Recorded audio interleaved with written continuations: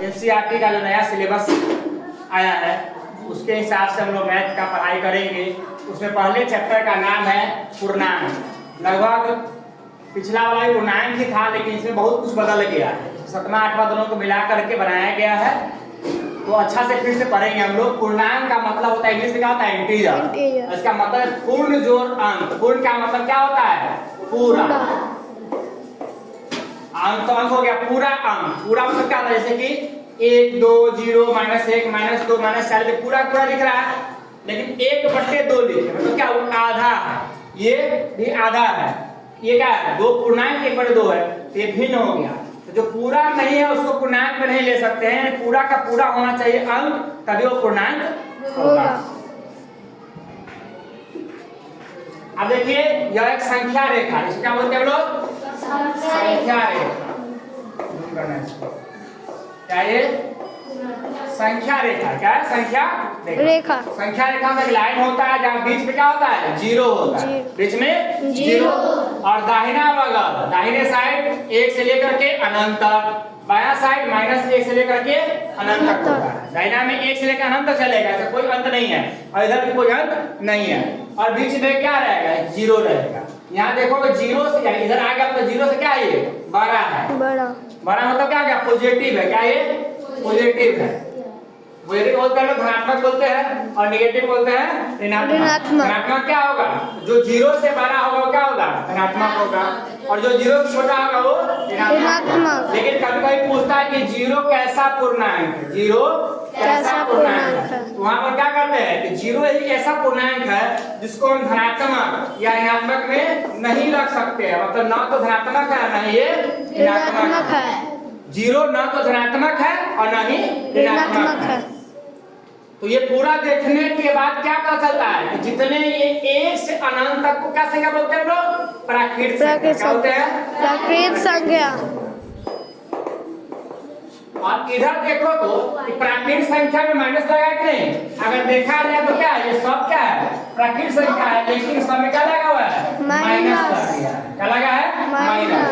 तो हम क्या देखें, सभी प्राकृत संख्या, ठीक, और उसका ऋणात्मक, जो भी देख रहे हैं इसका ऋणात्मक, और जीरो के समूह को क्या कहते हैं हम लोग, पूर्णांक। जीरो के समूह को क्या बोलेंगे, सभी प्राकृत संख्या तथा उसका ऋणात्मक एवं जीरो के समूह को क्या कहेंगे, पूर्णांक कहेंगे। और इंटीजर्स बोल निकालेंगे, all natural number and it's negative together with zero is called integer.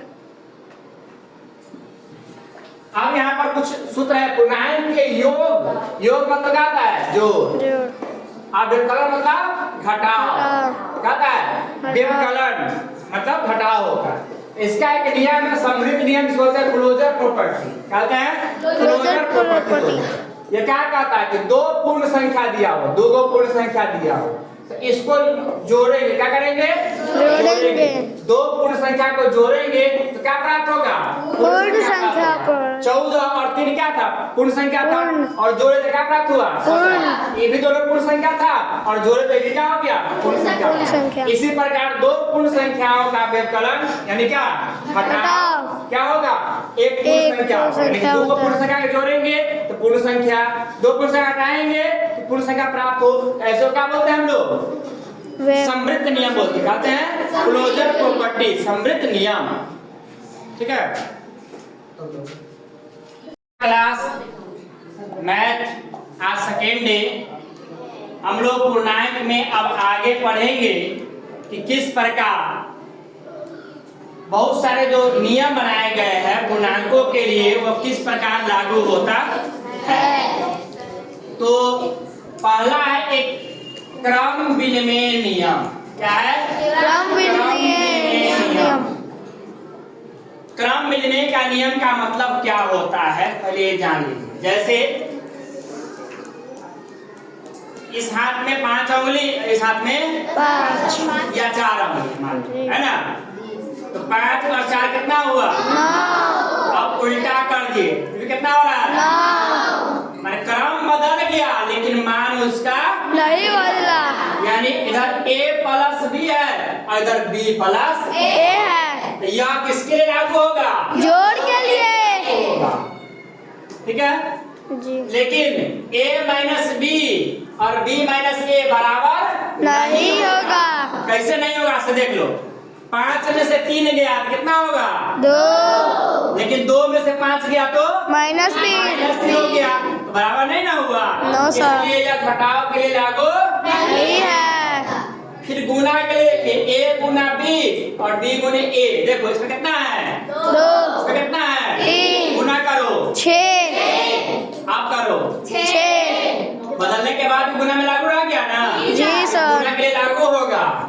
और भाग के लिए 10 में 5 से भाग दो कितना होगा 2 5 में 10 से भाग दो कितना होगा 2 आधा हो जाएगा। जी। क्या दोनों बराबर हुआ नहीं। तो कुल मिलाकर के क्रम विनिमय जो हुआ ये क्रम विनिमय जोड़ के लिए और गुना के लिए क्या है लागू है। लेकिन घटाव के लिए और भाग के लिए लागू नहीं है। समझ गए।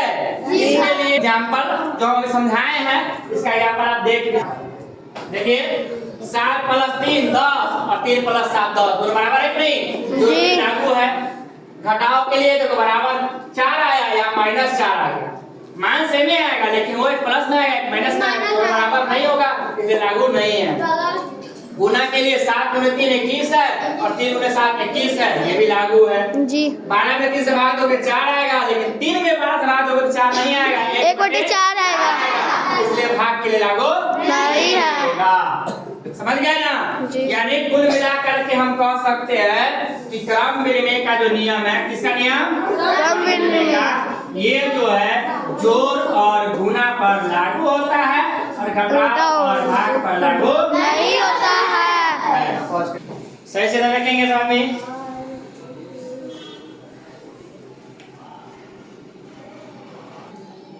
अब देखिए आप एक गुण है जिसका नाम है साचर गुण। अच्छा देखो साचर मतलब क्या होता है अपने आप में समझौता कर लेना। क्या कर लेना अपने आप में समझौता। जैसे देखिए आप यहाँ a है और b + c एक जगह था क्या था b + c एक जगह मतलब एक लड़का है अमरनाथ जो क्या है b और c ब्रजेश और चंदन एक साथ बैठा हुआ है लेकिन सबका कुछ रुपया है। अगर हम अमरनाथ और ब्रजेश कृपया को जोड़ दे और चंदन को फिर अलग से जोड़े तो क्या दोनों बराबर होगा कि नहीं होगा होगा जी। जैसे मान लो a के पास 2 रुपया b के पास 3 रुपया और c के पास 4 रुपया जोड़े तो कितना हुआ 4 3 7 2 9 तो उसको कहीं भी रख देंगे तो 9 ही ना रहेगा जी। तो वही चीज है कि साचर मतलब क्या होता है कि आप बैठा कहीं दीजिए उसको लेकिन वैल्यू जो उसका है वो वही रहेगा। ये 7 यहाँ पर देखिए 3 है 2 + 4 तो 3 है और 2 4 कितना हुआ 6 3 में 6 जोड़े तो 9 हुआ। आप देखिए इस 2 को क्या किए उठा करके हम इधर लिया है और 4 को यहाँ कर दिए तो 3 2 कितना हो गया 5 कितना हो गया 4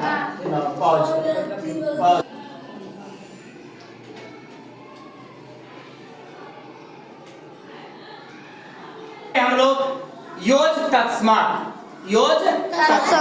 देखो ये आपको इंसाइड के बुक में जब देखिएगा तो यहाँ पर कह रहा है कि कोई भी पूर्णांक में अगर 0 जोड़ेंगे तो क्या होगा वही पूर्णांक रहेगा।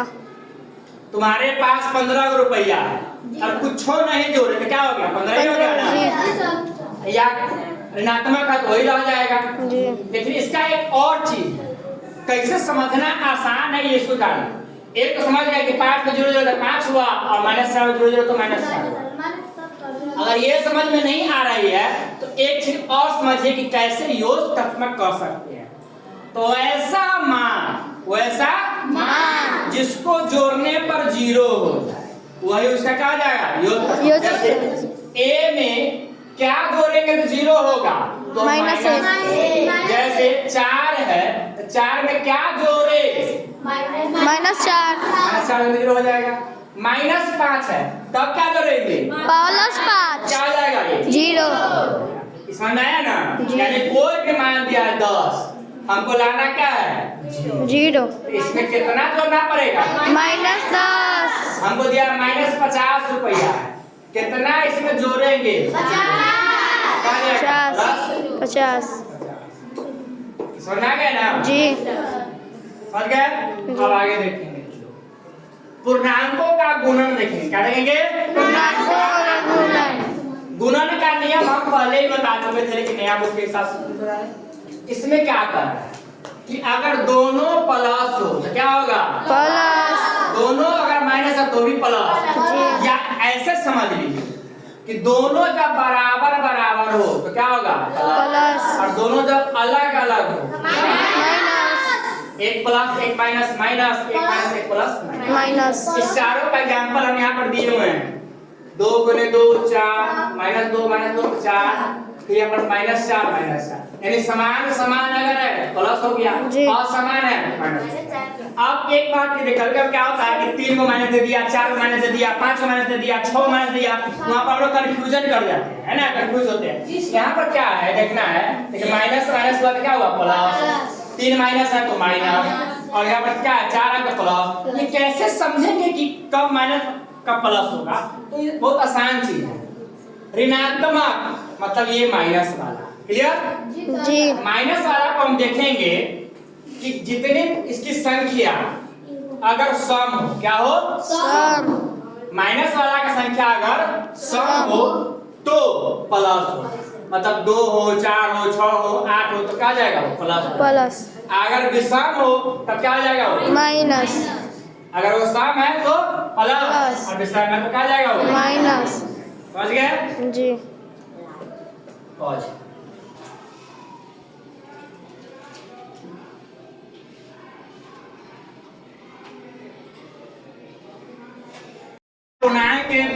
गुणन का गुण है जो जैसे जोड़ में था समृद्ध नियम उसी प्रकार से क्या है? समृद्ध नियम। इसमें क्या करा है? a गुने b बराबर क्या होगा? C। जहाँ a b c तीनों क्या होगा? पूर्णांक। इसमें भी क्रम विनिमय नियम होता है। a गुने b बराबर b गुने a। ये कितना है? 2। कितना है? 3। गुना करो 6। आप उलट गया 6। ये गुना में कितना होगा? 6। क्रम बदल गया लेकिन मान वही है। एक शून्य से गुना करो तब क्या होगा? 0 नहीं होगा। शून्य में गुना करो तो 0 और शून्य गुना करो तो 0। देखो एक गुणात्मक तत्समक है मतलब 1 से गुना करो तो क्या होगा? वही ना रहेगा। समझ गया? अब गुणा में क्या क्या है? साचर नियम है।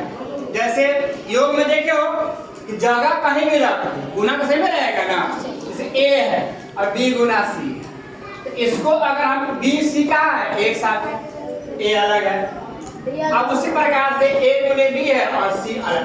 यहाँ पर b c साथ था यहाँ पर a और b साथ है। गुना करेंगे तो मान वही ना रहेगा। 2 है गुना 3 गुने 4। यहाँ पर देखिए 3 चौका 12 में 2 कितना होगा? 24। अब इसी चीज के लिए इधर देखिए इधर हम इस पे क्या किए a और b को साथ में लिया तो 2 और 3 को साथ में लाया तो 2 तिहाई 12 जी। 6 होगा ना 2 तिहाई 6 अगुने 4 कितना हो गया? 24। यानी उसको जगह को चेंज कर दीजिए लेकिन गुना करने के बाद मान वही रहेगा। वही साचर होता है। साचर मतलब अपने आप में जगह बदलने के बाद भी यह मान साथ रखे। और एक ये भी चीज साचर का भी रूल है कि 2 पर लागू होगा एक जोड़ पर और एक गुना पर। ये भी आपको घटाव और भाग पर लागू नहीं होगा। जो भी साचर हो या क्रम विनिमय हो ये सिर्फ 2 ही पर लागू होगा। एक होगा जोड़ पर एक होगा गुना पर। ये घटाव और भाग पर लागू नहीं होगा। अब ये क्या वितरण गुण क्या है? वितरण गुण। वितरण मतलब क्या होता है? बांटना। क्या होता है? बांटना। जैसे देखो ये कोई एक आदमी है क्या है? आदमी और 2 बच्चा है क्या है? 2 बच्चा टॉफी लाया ये दोनों बच्चा को न देगा जी। ये पहले क्या करेगा? इसको देगा ठीक है और फिर ये क्या करेगा? इसको देगा। यानी वो बांटा। क्या किया वो? बांटा। तो बांटने का मतलब क्या होता है कि वितरण किया। तो 3 है और 4 प्लस 2 है ठीक है तो 3 गुने 4। फिर 3 गुने 2, 3 चौका कितना हो गया 12, 3 गुना 2 कितना हो गया 6, 12 6 18, हो गया ना। तो इससे क्या होगा, घटाव में भी हो जाएगा। क्या होगा a गुने b, फिर a गुने c, 3 है और 4 माइनस 2 है, तो 3 में कितना गुना करेंगे 4 से, फिर माइनस है तो माइनस लिख दिए, फिर 3 में 2 से, 3 चौका कितना हुआ 12, 3 में 2 से करेंगे तो 6, 12 6 क्या तो 6, अगर ऐसे समझ में नहीं आया तो ये समझ लो कि खुशी के मामा आया, क्या है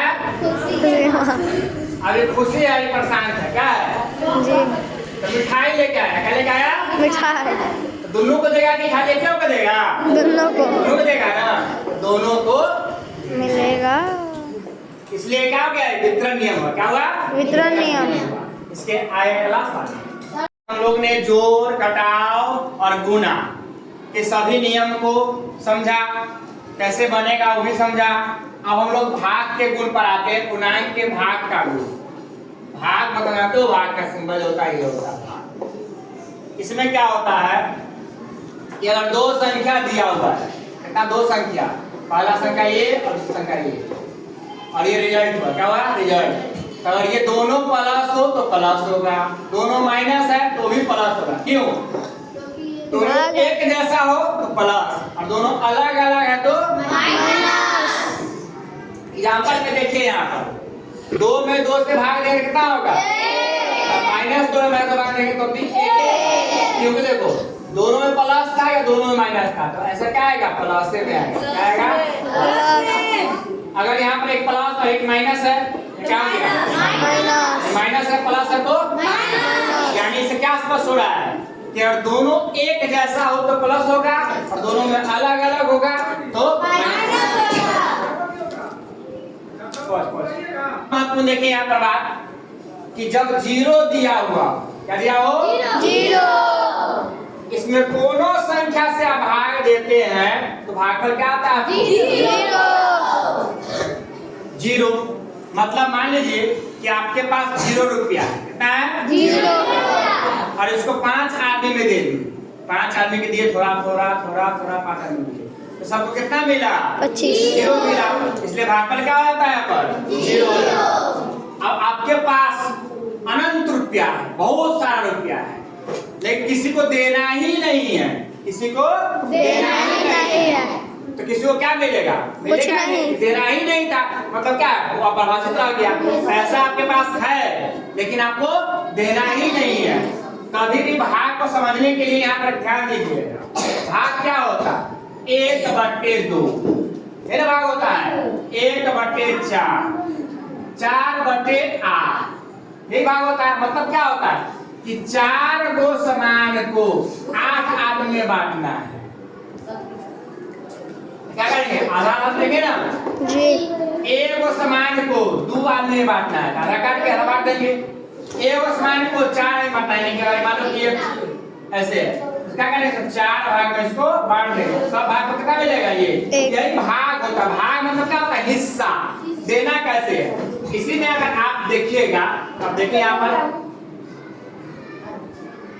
यहाँ देखिए जैसे कि आप 0 भागा 4, 4 भागा 0, यहाँ समझिए थोड़ा अच्छा से। मतलब क्या था कि आपके पास वस्तु कितने हैं 0 और आदमी कितने हैं 4। तो जब इस वस्तु आपके पास है ये नहीं है तो इसको 4 भाग में अगर बांटना अगर हो तो सबको क्या मिलेगा 0, सबको क्या मिलेगा 0 मिलेगा ना। कोई वस्तु ही नहीं था तो 4 में बांटना है, करे कि 4 में बांटना है। अब आपके पास वस्तु कितने हैं 4, वस्तु 4 है, लेकिन इसको बांटना ही नहीं है, लेने वाला कोई आदमी ही नहीं है, लेने वाला कोई आदमी नहीं है, तो क्या ये बांटना होगा नहीं, बांटना नहीं है। मतलब कि बिना मतलब क्या बोला, मतलब ये परिभाषित ही नहीं हुआ, इसलिए क्या कहते हैं लोग अपरिभाषित। बहुत आदमी कंफ्यूज कर जाते हैं कि अगर इसमें कंफ्यूज बराबर करते हैं 0/4 और 4/0, कभी कभी क्या करते हैं, इसी को लोग जीरो लिख देता है, कभी इसको जीरो लिख दिया। तो देखना है क्या कि नीचे जीरो नहीं होना चाहिए, नीचे जीरो नहीं होना चाहिए। और आप ध्यान देंगे जब पढ़ने से क्या पढ़ते हैं, पी बटे क्यू पढ़ते हैं ना जी। क्या कहते हैं, क्यू जीरो नहीं होगा। नीचे वाला जीरो नहीं हो सकता है भाग में, ये चीज ध्यान देंगे।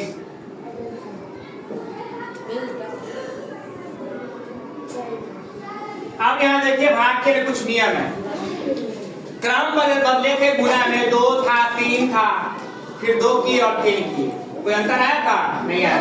लेकिन अगर आप a को b से भाग देंगे और फिर b को a से भाग देंगे तो ये बराबर नहीं होगा। क्यों नहीं होगा, देखिए -4 को 2 से भाग देंगे क्या हो गया, मार खाई तू। क्या आंसर आएगा इसका, -2। लेकिन 2 में भाग देंगे हम -4 तो क्या हो जाएगा ये -1/2। क्या ये दोनों बराबर है, नहीं, इसलिए बराबर नहीं होगा। कोई संख्या दिया हुआ है उसको 1 से भाग देंगे तो वही संख्या प्राप्त होता है, जैसे 4 में 1 से भाग दे क्या हुआ 4, -4 में 1 से भाग दिए तो 4 तो जो संख्या पहले दिया हुआ रहे वही इसका क्या रहता है, आंसर हो जाता है।